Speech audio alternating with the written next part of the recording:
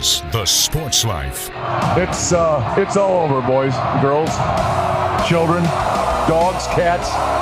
Here's the snap, saying back to throw again. Pressure comes, throws it down the field. It is tipped up in the air, and that's the ball game right there.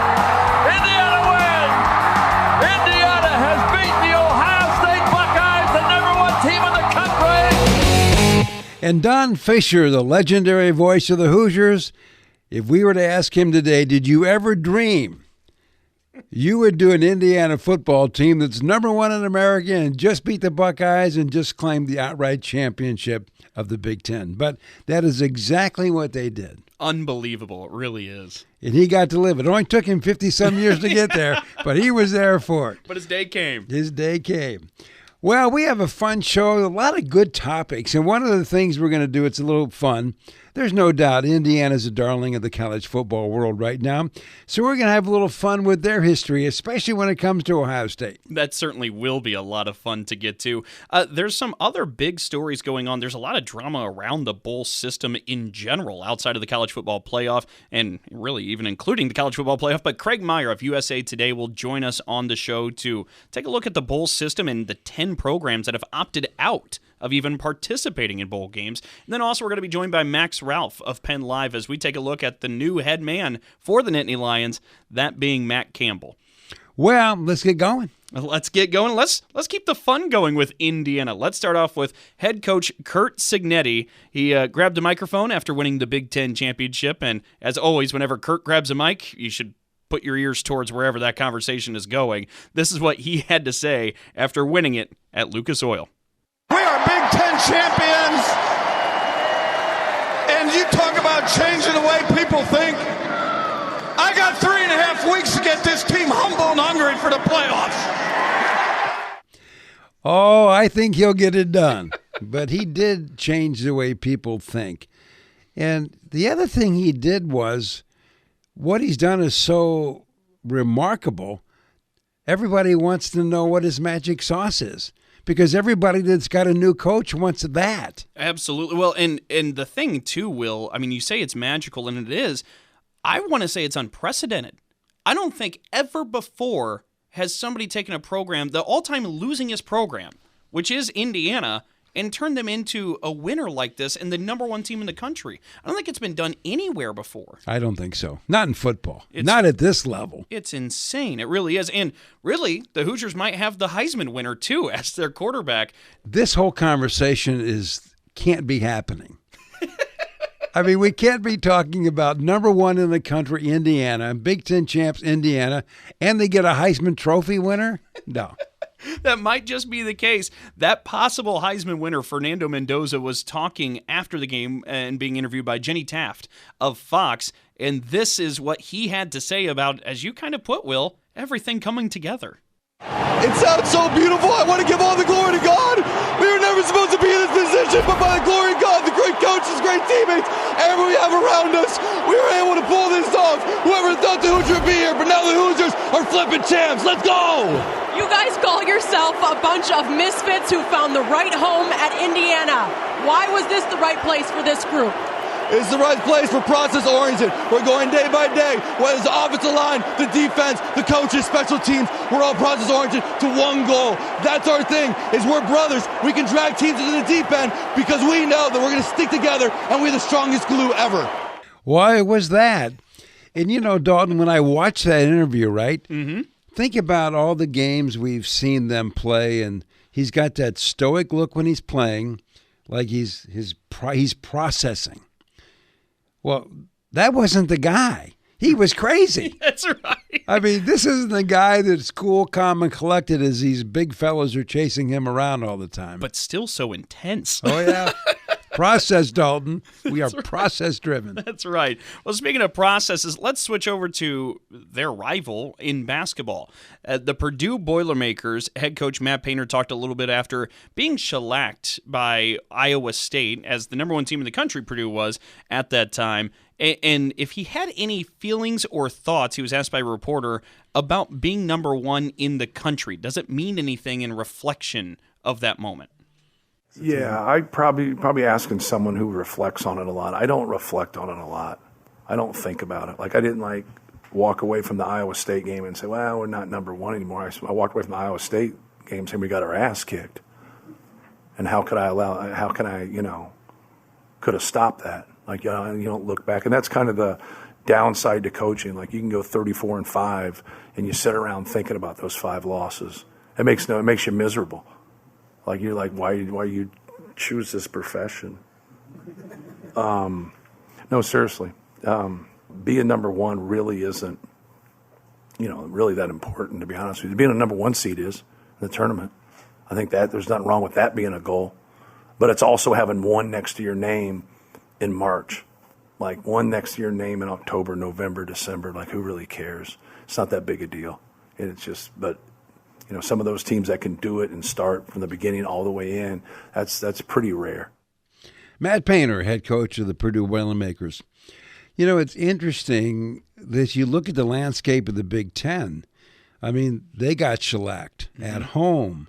Wisconsin got just blown out by Nebraska. Michigan's doubling up teams all over the place. So, I mean, one of the interesting things is I think the Big Ten is really good this year, and people don't get how hard it is to go on the road because of those great fans, which is why how did Iowa State win at Mackey like that? But at the end of the day, it's just these scores are strange. How can these good teams be getting beat by 20 or 30 points? It really is hard to comprehend, but I think what it does foreshadow is maybe a wild ride of Big Ten basketball this year, and I think that's going to be a lot of fun as we really get into the Big Ten season because it feels like it's all over the place. I'm not going to talk to Painter when he loses one of those 5 games. I'll talk to him when he wins one of those 30 games. I want that, Matt Painter. That's a smart man right there. Thank you. Let's switch back to football because we have a couple of new head coaches in the Big Ten. One being the new top man for the UCLA Bruins, Bob Chesney, coming over from James Madison as he was introduced as the new head football coach for UCLA. I believe in the power of UCLA, and I think that's important for everyone in here to understand, right? And I, again, do not want to be the only one believing it, and I know that we have a room full of people that do, and the plan that we'll have in place will allow us to realize that. It will be built on toughness. It will be built on competitiveness. Well, nobody believed in Indiana football. And we also know in the city of Los Angeles, if you're not good, they don't care. Mm-hmm. Ask Southern Cal, they'll tell you the same thing. It's a tough market. It certainly is, but you mentioned nobody thought Indiana could be good. Curt Cignetti came from James Madison and turned that around. Can Bob Chesney from James Madison turn this around? I wonder if they've talked on the phone. I'm sure they have.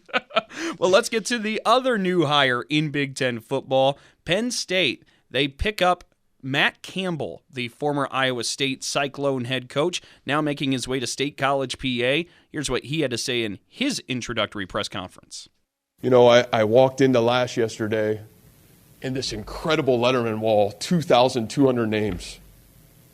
And you can almost feel goosebumps going down the side of my arms, and you're looking at some of these incredible names. Some of the best, Jack Ham, some of these incredible, the best ever to play the sport of football. You knew their excellence and what they stood for, a blue blood football program, no question. The sacrifice, the passion of so many of you individually to become the best and collectively to have some of the greatest teams in the history of college football. I know this, it's my responsibility to each and every one of you, every single step of the way to link arms with you, to unify us, and to continue to push this program to the greatest heights it's ever seen. I know what I'm inheriting. I know what my responsibility is. And to be honest with you, to link arms with every one of our Lettermen, our former players, and to unify this football program into the greatest football power in the country, I can't wait for that opportunity. Matt Campbell. Well, one thing, Dalton, he mentioned that I think is really big there. He knows what he signed up for. They won a national championship. They want to win the Big Ten. And that's it. That's the gold standard. And going in, it's good to know it. Yeah, absolutely. And we'll see if he can deliver. Find out. Well, when we come back with more of the Sports Life, we're going to dig a little deeper into the hire of Coach Matt Campbell at Penn State. But first, this break. So, got one for you, boss. Oh, yeah? What's black, white, and dented all over? I give up. The company truck. I know, but thanks to our agent, we've already submitted an insurance claim and can track the status right from the app. Auto owners pays what they owe without any hassle. Lucky for you, that's simple human sense. Ask your independent agent if auto owners make sense for you. Medicaid and CHIP offer free or low-cost health coverage for children and teens. Hospital and doctor visits, prescriptions, shots, and more are covered. That's peace of mind for parents if a child is sick or gets injured. And parents may now be eligible for Medicaid too, even if they've applied in the past. Enrollment is always open. Visit insurekidsnow.gov or call 1-877-KIDS-NOW. Paid for by the U.S. Department of Health and Human Services. If you have diabetes, listen up. If you have insurance, you can qualify for a continuous glucose monitor. With a CGM, you can continuously track your levels and trends and spend more time in range, significantly lowering your A1C. More importantly, a CGM eliminates the one thing most people with diabetes hate: painful finger sticks. Order your new continuous glucose monitor today. If you use insulin and if you've seen your diabetes care provider within the last 6 months, you may qualify for your own CGM right now. We'll do all the insurance paperwork and deliver your new CGM at little or no out-of-pocket cost to you. Medicare and most insurances will cover your CGM, so don't wait. Have your insurance handy and call the Aptiva Medical CGM Health Hotline right now. 800-948-6912. 800-948-6912. 800-948-6912. That's 800-948-6912. We'll be back with more in a moment. This is The Sports Life.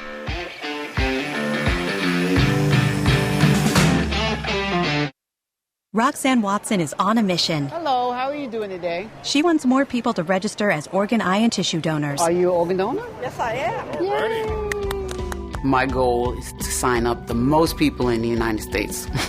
What drives her? Roxanne's own life was saved through the gift of a heart transplant, made possible by an organ donor. I decided that day that I was going to devote myself to the cause of organ donation and signing people up and honoring my donor by doing that. Now she's back to health, and she's a powerful force helping to save lives every day through her work. Imagine what you can make possible by leaving behind the gift of life. 8 people can be helped with the major organs, and up to 50 people can be helped with a little bit of everything. And when you think about it that way, that you could help that many people, it's amazing. It really is. Learn more and sign up as an organ, eye, and tissue donor. Go to organdonor.gov. A message from the U.S. Department of Health and Human Services, Health Resources and Services Administration.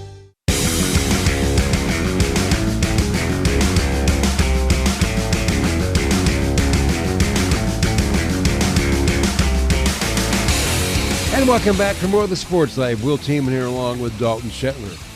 Well, Penn State made big news after they let James Franklin go in the middle of the season after some tough setbacks early. And finally, after a lot of conjecture, and everybody got named for that job but you, Dalton, and I thought maybe you were going to be the guy, but Penn State finally now has a football coach moving forward. And joining us to talk about that hire is Max Ralph from PennLive. Max, thanks for joining the show, and can you take us through this search and how you guys wound up where you wound up? Yeah, appreciate you guys having me on. Just like last time, I think we talked about the search a little bit in the middle of the season, and to be honest with you, things are just so unbelievably different now than they were then. We went 54 days after James Franklin was fired before Matt Campbell was named the head coach, and in those 54 days, as you said, I think there were at least 10 different guys who were just gaining crazy steam online, and none of them more so than BYU's Kalani Sitake, who it seemed like Penn State kind of had a handshake agreement in place with him, and it took just an outpouring of support from BYU fans and donors to keep him around. And then Pat Kraft makes this pivot to Matt Campbell pretty quickly, and I think like a lot of people are kind of down on Kraft because this search has been so topsy-turvy. You miss out on this guy who, you've clearly identified as your target and is a guy who is an alum at the school he's coaching at, and he's hard to pull away. And everybody says, okay, what are you doing? He makes this pivot to Matt Campbell, and look, might not be the name that was on the top of a lot of people's lists, but I think he made a really good hire, and Matt Campbell was introduced this week, and everything he said backed that up. It was non-typical, non-traditional. Like this was so many different turns, a lot of stress for everybody involved in the process. But at the end of the day, I think Penn State's in a pretty good spot right now. Well, and I think that feels like the most appropriate way to put it. As Will said, he started going through these months. I feel like I'm the next choice if we don't get Matt Campbell there in Happy Valley. It felt like it was starting to get desperate. And to your point, it felt like the BYU deal was going to be linked, but then all of a sudden you hear the story about Crumble Cookie and maybe their possible alleged work to keep BYU in the position they're in. And then you end up in this spot. And I want to ask you about some of that pressure because there was the leaked audio from Athletic Director Pat Kraft. And as a part of that audio, I didn't listen to all of it, but he had mentioned in there, I've got to get this right or I don't get another job as an AD at the Power 5. This would be it for me. Like the pressure felt that tangible for Penn State and Pat Kraft. Oh, easily. And I'm glad you bring that up because I don't think anyone's overlooking this necessarily, but you have to remember, James Franklin won 104 games at Penn State. He was a very solid coach who gave this place a floor that it really needed because of what the program's situation was when he took over. James Franklin did a great job, but Pat Kraft made this gamble because it seemed like, though the floor was pretty high under James Franklin, the ceiling wasn't as high as it could be at Penn State. And so Kraft made this gamble.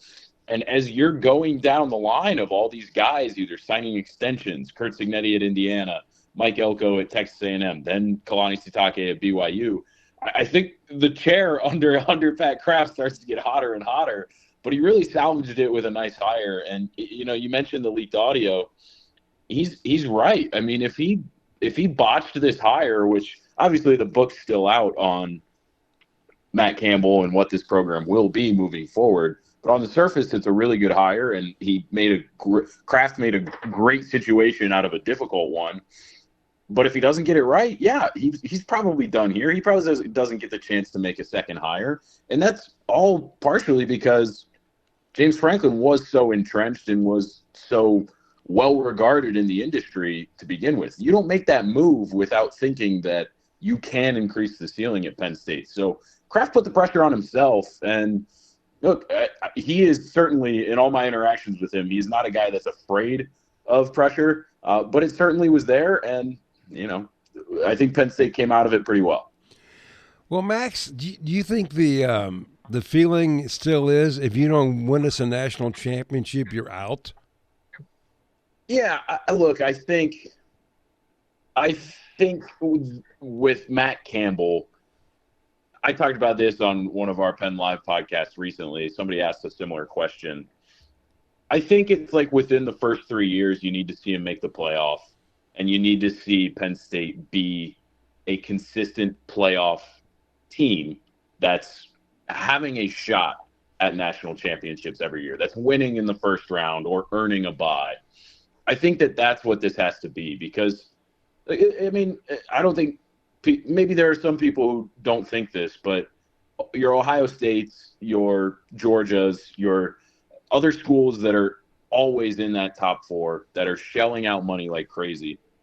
Penn State's closer to them than a lot of people, but they're still not quite there. The financial involvement from Pat Kraft and the athletic department is increasing a lot under Matt Campbell, and that's going to make a difference. They're going to be able to recruit. They're going to be able to get transfers. Their assistant staff is going to be huge. But I think that the expectation at Penn State is competing for national championships. From my perspective, I don't think if Matt Campbell doesn't win one within his first 5 years, that it necessarily means he needs to be canned. I think the goal is to at least be in the playoff and feeling like you have a shot at winning every year, not just being that team that sneaks in as the 12 seed or probably the soon-to-be 16 seed. and gets in and loses right away. They have to be competitive. It has to feel like it's a possibility, but I don't think you have to win to keep this job. You know what's really fascinating to me, too, we talk about the coaching search for Pat Kraft, and you end up with Matt Campbell through this entire topsy-turvy, as you described it, venture. And Matt Campbell isn't just a save before the buzzer for Pat Kraft and Penn State. Matt Campbell's been a darling and one of the hottest coaching names in the coaching carousel year after year after year, and nobody could ever get him to leave Iowa State. What got him finally away from the Cyclones and decided to go to Happy Valley? Yeah, I'm glad you brought that up. That's one of the most fascinating pieces about this because he was very transparent, too. There were a couple times where he got close to leaving Iowa State, but every single time he just came back to, if I'm going to leave, it has to be about my family, and it has to be about – and I've said this quote a couple times, but this is what Campbell said, essentially, is if I'm going to leave, it has to be somewhere where I feel like I can go and finish my career. At Penn State, if he succeeds, the fan base will adore him. There will be no reason for him to leave. He'll be well compensated. It will be competitive with everybody else out there. He's closer to his family here. He's from Eastern Ohio, very close to his family, his wife's family. That's a big deal for him. And I just think that is such a good example of the fit for him. I mean, it was very clear how difficult it was for him to leave Iowa State. And when you talk about Iowa State, this is a program that just simply doesn't have what a Penn State or many other Power 4 programs have. They just don't in a lot of different ways. So the fact that he was willing to stay there for so long is a testament to his loyalty, a testament to really how well he's going to fit at Penn State, at least on that aspect. Like I said, success on the field is most important above everything else. But from a culture fit, from a personality fit, it was pretty clear that Matt Campbell is a home run for Penn State and really understands like what it means to be here and wants to be here. Well, Max, obviously after the overtime Oregon loss, the train came off the tracks. So what do you think Coach Campbell's got to do first to get this thing back in the right direction? Yeah, I will say I think he already did the first thing that he had to do, and that was keeping Terry Smith on his staff, who did a just tremendous job as the interim head coach for Penn State. Had a lot of support to become the full-time guy, but he is a Penn Stater through and through, played here, was a captain here, has been on the staff since Franklin took over. He needed to be here. From recruiting on field, from in the locker room, his honesty, his motivation, he was priority number one, and they got that done. Campbell said that was one of his first questions in the interview process was, hey, what do you think about keeping him? And Pat Kraft was all on board with that as well. I think that was number one. And number two is really going to be, how does he build this roster? Because even though they kept Terry, even though that Penn State has the money to keep a lot of guys, this team is going to look so much different next year because there are double-digit seniors who are out of eligibility that contributed to this team. There are a lot of young players who Penn State will try to retain, but there are going to be some guys who you just simply can't because there are going to be absolute bags thrown at them from some schools elsewhere in the transfer portal. It's just going to happen. And so he's really got to get to work on, is it bringing a lot of guys from Iowa State? Probably. Is it, finding and scouting guys in the portal from, the G5 level? I think that's part of it. He already brought his GM from Iowa State with him to be the GM at Penn State. And they did a really nice job scouting and developing guys. And so that's the key. They got Terry in place. His name's Derek Hoosier. They got him in place. Now they really need to get working like today, probably yesterday, on scouting this current team, figuring out how to keep as many guys together as you can, and working on the portal because there are going to be a lot of changes on the roster next year. Well, Max, as always, appreciate you joining us. Penn State's going to be a fun story to watch as we get closer to next year's kickoff. So stay warm. You too. There you go. Some of the thoughts from Max Ralph from PennLive as Penn State is retooling, getting ready for the next football season with its brand new head coach, Matt Campbell. Well, when we come back with more of the Sports Life, we're going to talk about Dark Day 1 and Dark Day 2. It's all coming up in just a moment. Oh, yeah. Hey, Dad. Did you get a new haircut or something? A new shirt? You're looking good. What happened? A little fender bender? How little? A few days in the shop little? But thanks to Mom and our agent, we've already submitted a claim and can track the status right from the app. Auto Owners pays what they owe without any hassle. Sounds like simple human sense. I'm fine, by the way. Oh, yeah, I was gonna ask. Ask your independent agent if Auto Owners makes sense for you. This is a potter's field. When people can't pay for their funerals, they are buried here. It is a lonely, desolate place, littered with unmarked headstones. No one visits. No one leaves flowers. But it doesn't have to be that way. For as low as $1 a day, you can ensure your family will have the money to pay your funeral expenses. We offer burial insurance plans that pay up to $30,000. Considering the average funeral costs more than $10,000, that's peace of mind for your family. There are no medical exams, your rates won't increase, and your policy cannot be canceled as long as you make your premium payments.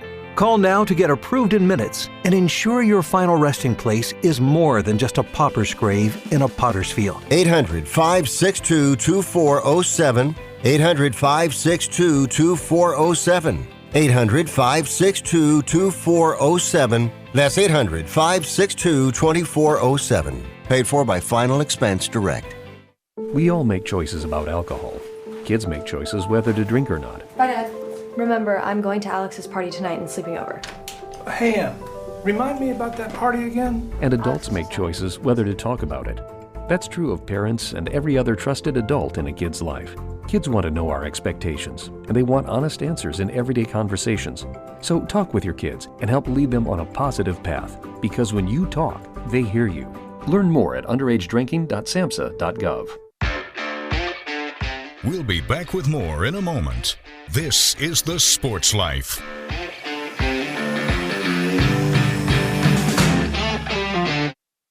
Here's a real-life story that affects 50% of all of us out there. It's called divorce. If you've gotten divorced and now you're struggling to pay your bills and your credit card debts are completely out of control, you need to call this special debt relief hotline right now. We help people with all kinds of money problems caused by different life challenges, a divorce, a job loss, even heavy medical bills. All these life events can sometimes financially stress you out and cause you to get out of control. We help people get their lives back by showing them ways to consolidate and reduce their debt, in some cases for a fraction of what they owe. If your credit card balances are more than $10,000, call us and learn how to reduce your credit card bills and monthly payments now. Here's our number. Paid for by Debt.com. Call now, 800-810-1584, 800-810-1584, 800-810-1584. That's 800-810-1584.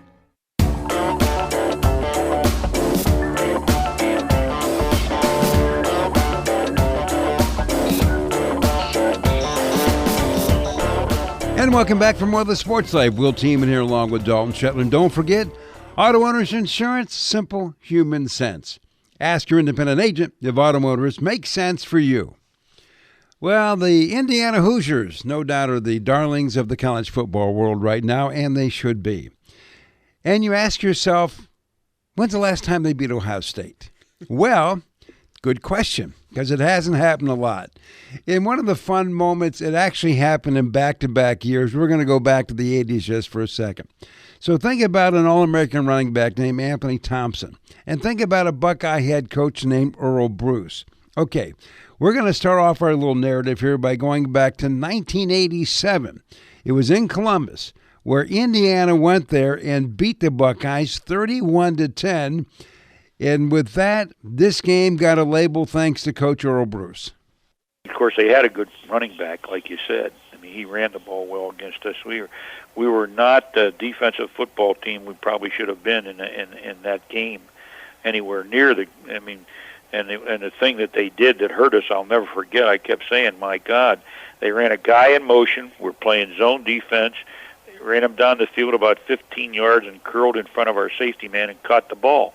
And they moved the chains. You know what I mean? Whenever it became possible, they moved the chains. They had a hell of a play, a hell of a thing. I said, when are we going to go to man-to-man, match that guy up and stay with him so he can't catch the ball, put some heat on the quarterback, whatever.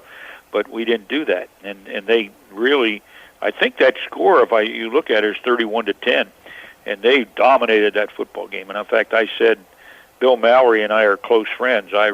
He's a great football coach. He was the coach.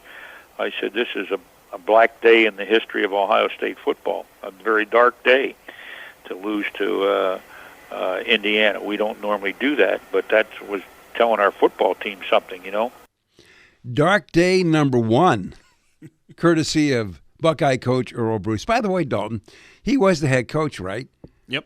So why does he have to ask permission for his defensive guys to go to man coverage? It's a good follow-up. I mean, yeah. Hey, I'm the head coach. Get out of whatever you're doing, right. You know, right? Anyway, just a thought.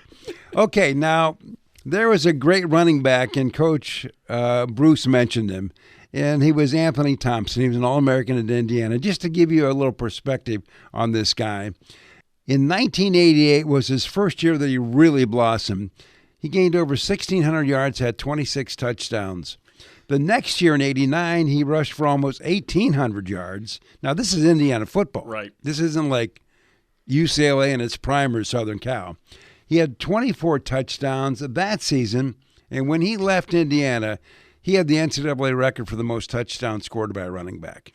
Okay, so you know this guy's pretty good. So this is what Anthony Thompson's mindset was like heading into the second game the next year with Ohio State.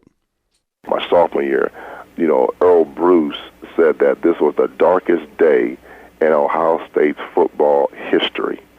And that following year, we dubbed our game against the Ohio State Buckeyes, we dubbed it Dark Day 2. And so we had our mindset that we're going to pound the Buckeyes, and we're going to crush the Buckeyes. That was our thing, crush the Buckeyes. But you know what? If somebody would have told me that we would beat them the way that we beat them, I would have never believed it. It was 41-7. Dark Day 2 was worse than Dark Day 1. But anyway, so what's interesting, so Indiana has those 2 great wins against Ohio State. The next one wouldn't come until 2025, and we just saw it. That's a little bit of a drought. But what we're really talking about, though, Dalton, is when is the last time Indiana actually won the outright title? And for that, you have to flash back to 1945. It gets a lot more dramatic than what we just talked about with the late 80s. You go back to 1945, we thought, let's kind of encapsulate what that year was. The last time the Hoosiers were outright Big Ten champs, 80 years ago. In sports, your World Series champions were the Detroit Tigers. Your NFL champions, the Cleveland Rams. That's right, the Cleveland Rams. Stanley Cup champs, actually Canada used to win Stanley Cups. It was the Toronto Maple Leafs back during that time. The U.S. Open for golf was actually not held because of World War II, which was, of course, a thing the last time Indiana won the outright Big Ten championship. Your college football champions, Army. Your college basketball champions, Oklahoma A&M. This is all the year, 1945, last time Indiana won this. I figured Will's actually, pretty admittedly, I think, a really good pop culture buff. I'm curious if I could tickle you with some of the classics of 1945. Well, you know I'm a movie buff. Yeah. Okay, so the Oscar-winning movie that year was Bing Crosby starring in Going My Way. And by the way, it still holds up, Dalton. So if you ever want to go online and watch it, it's a good one. And also, the Oscar-winning song, Swinging on a Star, came from that movie. So they won a couple Oscars there. But since you're a brand new papa, here were the most popular names in 1945. If it was a gal, it was Mary. If it was a guy, it was James, and you didn't pick either one of those. Yeah, I was going to say, I didn't pick either one of those, and also the name Dalton wasn't there. The movie Roadhouse wasn't out yet in 1945, right? It was coming. It was coming. So anyway, gas cost yourself 21 cents a gallon, a movie ticket between 25 and 40 cents. So a family home was between $3,000 and $4,100, and you could buy a brand new car for $1,020 on average. Oh, gosh. I'll take 2. I was going to say, I think I read the $1 was worth $18 today in 1945. Oh, it's crazy. That's insane. It's crazy. But anyway, 45 was a good year for a lot of things, especially Indiana football. So when we come back with more of the sports life, we're going to talk with Craig Meyer of USA Today, and we're going to talk about this crazy bowl situation. It's all coming up in just a moment. So, got one for you, boss. Oh, yeah? What's black, white, and dented all over? I give up. The company truck. I know, but thanks to our agent, we've already submitted an insurance claim and can track the status right from the app. Auto owners pays what they owe without any hassle. Lucky for you, that's simple human sense. Ask your independent agent if auto owners make sense for you. If you served honorably in our nation's armed forces and you're looking for a way to continue serving your fellow veterans in your community, then join AMVETS. AMVETS members volunteer millions of hours at VA healthcare facilities from coast to coast, helping to improve the lives of their fellow veterans through the VA Voluntary Services Program. AMVETS posts and departments also participate in a wide variety of community service projects. If you no longer wear the uniform today, you can still serve through the AMVETS by joining today at amvets.org. Do you hear that? That's the sound of uncertainty lurking under your hood. You know the feeling. I know I do. That sudden sinking sensation when you see a check engine light or your car unexpectedly breaks down and you're faced with sky-high repair bills. It's time to shield against unexpected repairs with CarShield. CarShield is America's most trusted auto protection company and has an A rating with the Better Business Bureau. Don't let the fear of a breakdown keep you up at night. Trust the Shield, CarShield, and say goodbye to terrifying repair bills and hello to peace of mind. Your plan also comes with 24/7 roadside assistance, courtesy towing, rental car options, and so much more. Don't wait till it's too late. Call CarShield now before a breakdown. Protect your wallet. Protect your car with CarShield. Get our best protection ever. Call now. You'll thank me later. 800-965-1292. 800-965-1292. That's 800-965-1292. We'll be back with more in a moment. This is The Sports Life.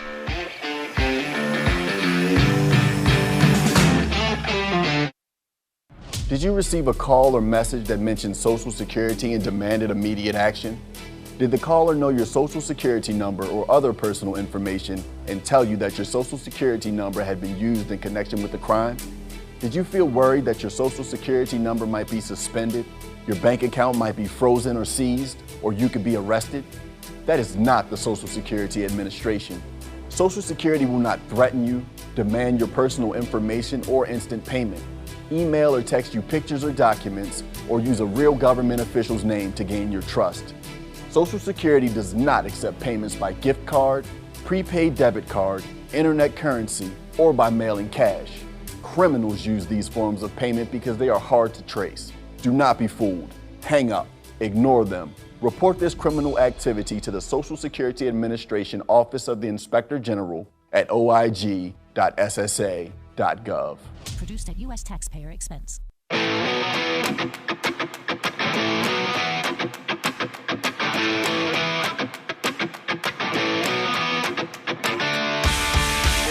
And welcome back from Weather Sports Live. Will Tiemann here along with Dalton Shetler. Well, I think we kind of knew this day was coming, that people would look at the 40-plus bowl games that we have every year, and most of them not well attended, and maybe go, is this worth it really? Is it better to spend more time working to build our team for next year? Because we're going to have to rebuild half of it anyway because of the portal. Well, it's sort of happened. Of the 40-some bowl games already, Notre Dame heading the list, 10 schools have said, we have no interest in postseason play. And joining us to talk about this now is Chris Meyer from USA Today. And Chris, thanks for joining us. And the one thing Dalton and I have talked about before the show started, we have 10 right now saying we want no piece of this, which leads us to wonder, is this the beginning of the end of the bowl system that has imploded and maybe being ruined by greed? I think at least as you look at now, it at least exists, as a possibility. I know that we'll look back on in 10 or 15 years, if there's a fraction of the bowl games that we have now, or if there's no bowl system at all, we would look back at this being like, this was sort of the seminal moment there. This was the beginning of the end. I think just because you've got a team with Notre Dame's brand and history, prestige, a very good team with a bunch of NFL talent on it that a lot of us for the past few weeks had presumed was going to be in the playoff, basically just saying no thanks. We don't want any part of this.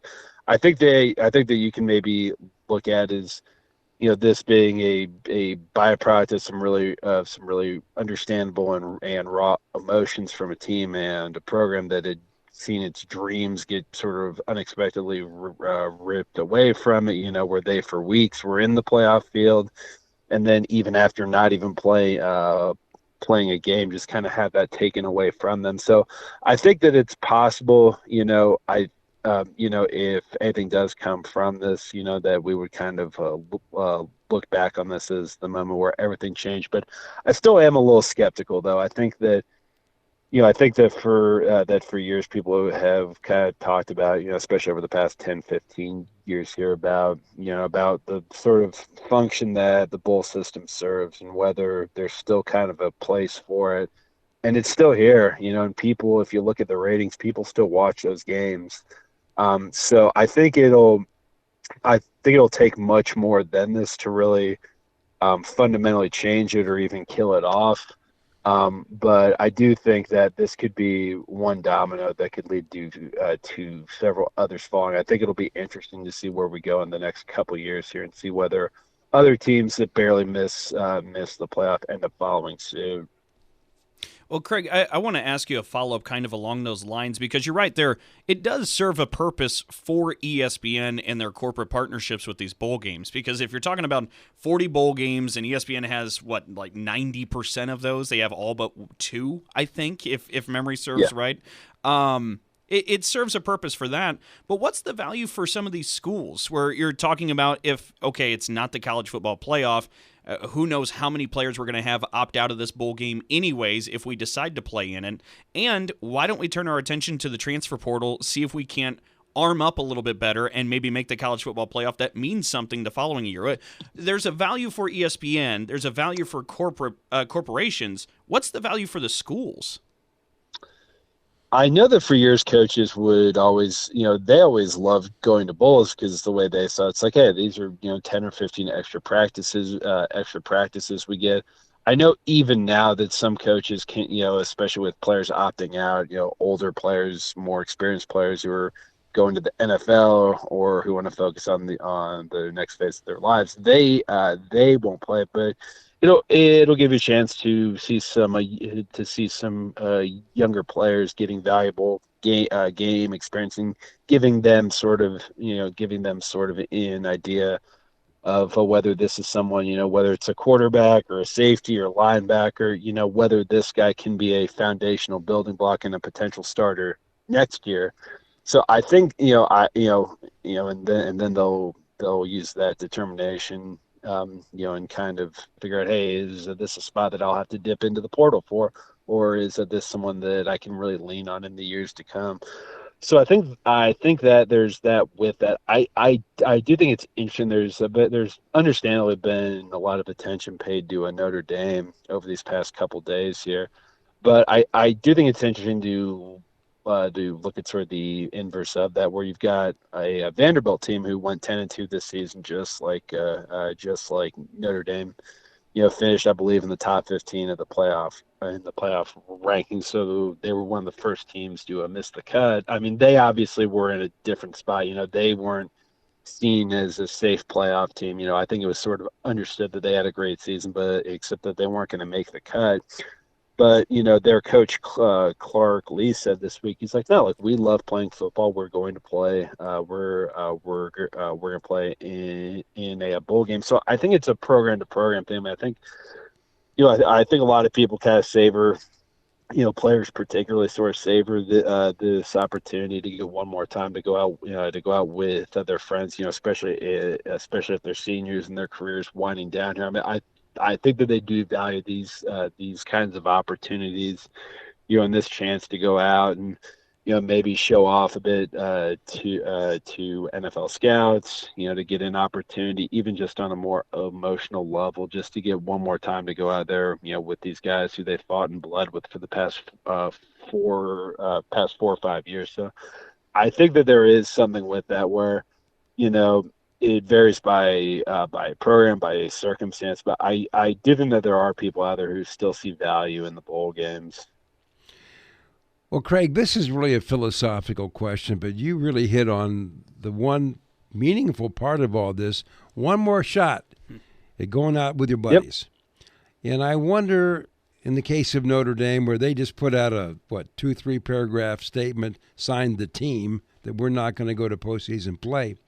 I just wonder if those guys later in life will go, man, I wish we had gone so we could have all done it one more time together. I just wonder if that's in the works or that may creep up later in their lives. Yeah, I would be fascinated to see how that team vote went because, even if they held the team vote and the majority of players said, hey, we really, we had come here to try to compete for a national title, play in the college football playoff. We don't really want to play in what's effectively a glorified exhibition. Even if there were a majority among the 110 players, to do that. I mean, there are certainly voices and players in that room who wanted to play. Who wanted to have that kind of one more shot. And it's interesting too, because before team opt-outs, there were player opt-outs. Where it was most of the guys who were projected high NFL draft picks who didn't want to focus on draft prep, didn't want to jeopardize or risk getting a potential injury. And I had previously covered Pitt, and they had a very good 2021 season. Kenny Pickett was a Heisman Trophy finalist. They won the ACC, ended up playing Michigan. They ended up playing Michigan State in the Peach Bowl, and Kenny Pickett opted out of that game. There was a big debate, basically like, should he do this? Is this wrong? Does it kind of say something about him? And I always understood why he did. And he ended up being a first-round pick. You don't want to risk potentially suffering a major injury that could hurt your draft stock and and your potential health down the line. But I remember talking with a former player, the former Pitt player who is still connected and still pretty tight with the program, and he had told me, saying, "Hey, I get why Kenny's doing this, but he's going to be a first-round draft pick.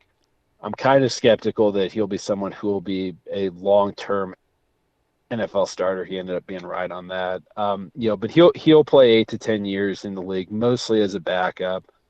And I just think that he's going to look back on this and say, I really wish that I would have played that game. I had one more chance to go out there with these guys who I went through early morning lifting sessions with, went through some really trying times with, and who I formed these really tight bonds with.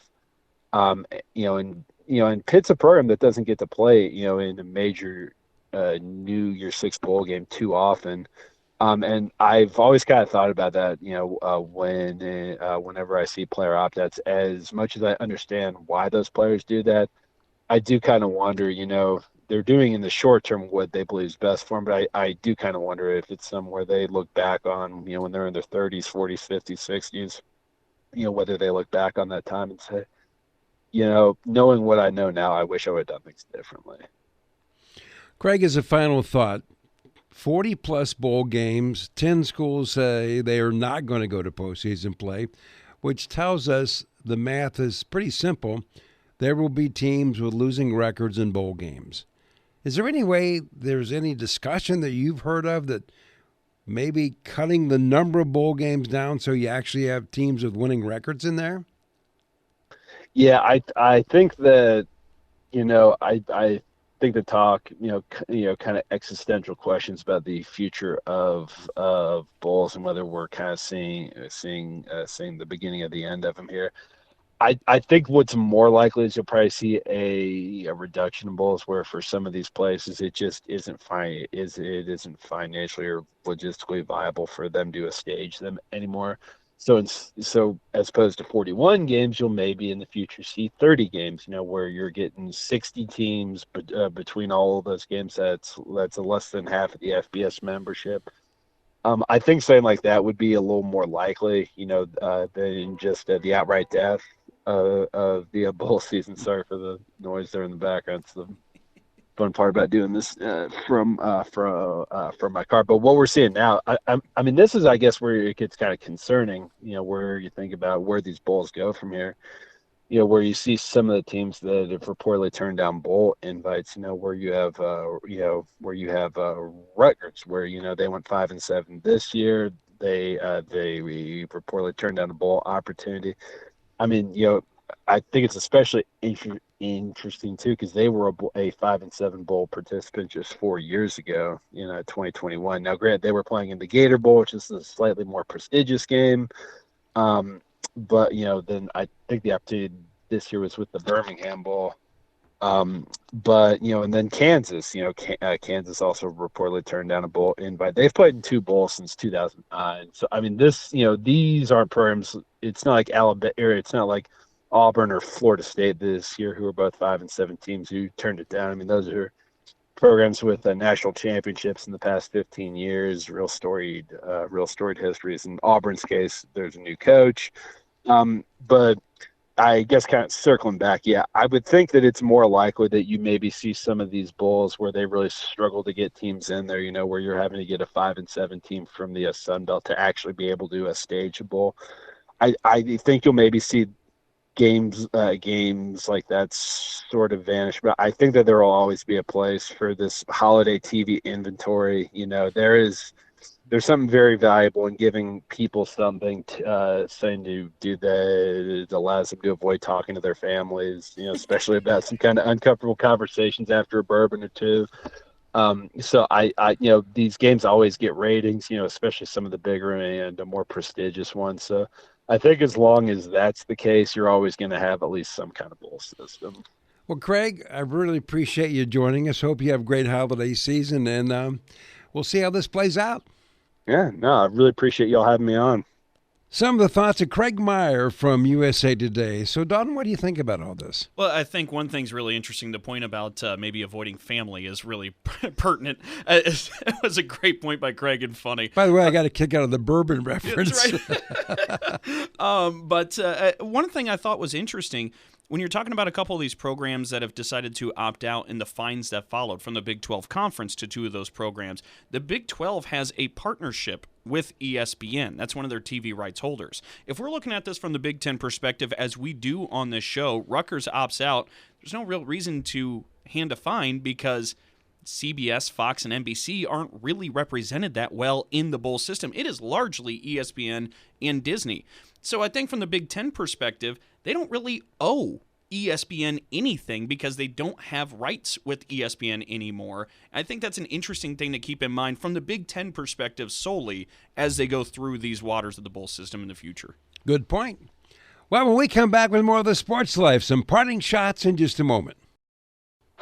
Oh, yeah. Hey, Dad. Did you get a new haircut or something? A new shirt? You're looking good. What happened? A little fender bender? How little? A few days in the shop little, but thanks to Mom and our agent, we've already submitted a claim and can track the status right from the app. Auto Owners pays what they owe without any hassle. Sounds like simple human sense. I'm fine, by the way. Oh, yeah, I was gonna ask.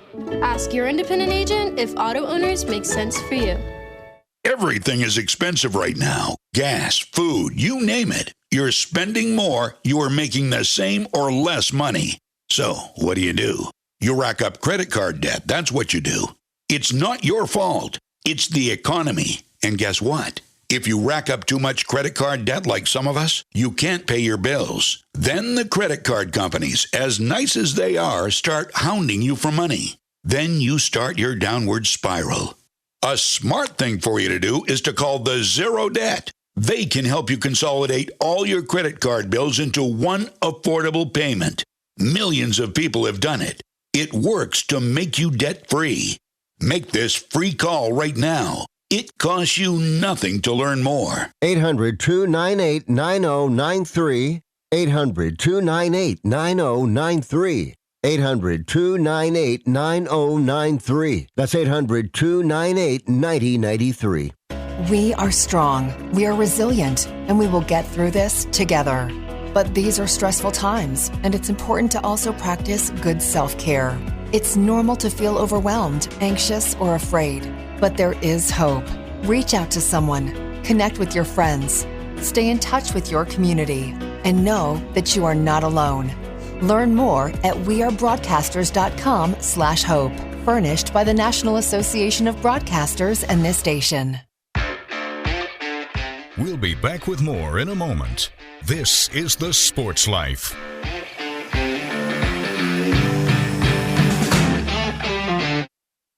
I found hope in the midst of an overwhelming situation. Alcoholism is a disease that can affect any family. Everyone suffers, but there is help and hope at Al-Anon Family Groups. Al-Anon gave me my life back. I'm a better father and husband. Are you in an overwhelming situation because of someone else's drinking? Al-Anon and Alateen can help. Local and virtual meetings are available. Maybe one could work for you. Call 1-866-200-0033 or visit alanon.org/hope.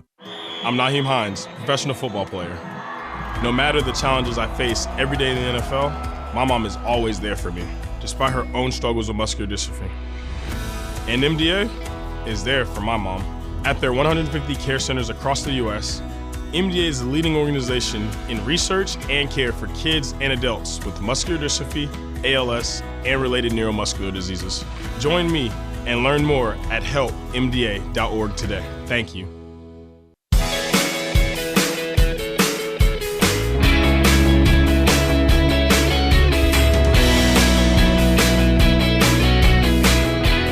And welcome back for more of the Sports Life. Will Team here along with Dalton Shetler. Fun show this week. And now we have worked our way to our parting shots. What do you got, Dalton? Well, first, I want to remind everybody, make sure you give us a follow on Twitter or X at Sports Life Now is where you can find us. That's, again, at Sports Life Now. We'll have everything posted there. But for my parting shot, I wanted to highlight the work being done in hoops right now by the Big Ten Conference, because on the men's side, you have 6 teams ranked in the national top 25 by the AP poll. On the women's side, you have 9 teams ranked in the top 25. That's half the league on the women's side is ranked nationally in the AP Top 25 poll. So altogether, you have 15 Big Ten teams that are nationally ranked between men's and women's, and 4 schools are ranked in both: Michigan State, Michigan, Nebraska, and UCLA. So, look, we talk a lot about how good Big Ten basketball is. That's just kind of excessive and ridiculous at this point. Well, a little bit, just a little bit. Well, I want to take a moment to talk about a person that had a big impact in the sport of college football, and he had nothing to do with the Big Ten. His name is Roy Kramer. Roy Kramer was a great young football coach at Central Michigan and won a Division II national championship, and then from there went to Vanderbilt to become their athletic director. And then from Vanderbilt, he became the commissioner of the Southeastern Conference. And when Roy Kramer wound up in the SEC as commissioner, that's probably where he did his most impactful work. As the College Football Hall of Famer, was a guy that gave us the BCS. Now, I know the BCS had critics, but what he did, he saw the need for where we are now, a need to play for something, play for the national championship. And I could go on and on about Roy Kramer, all the stuff he did, but at the end of the day, Roy Kramer is one of those people that has made college football great. He passed away at the age of 96, and he was just one of the most wonderful people I've ever met. And with that, that is a wrap for this week's show. And as always, we should make a note that you can find us wherever you find your podcasts, like SoundCloud, Spotify, and Apple. And make sure to check us out and hit subscribe. And as always, thanks to the Big Ten Network. The Sports Life is produced by Dalton Shetler, and our executive producer is Wendy Hart. So on behalf of Dalton, I'm Will Tiemann, and thanks for your time.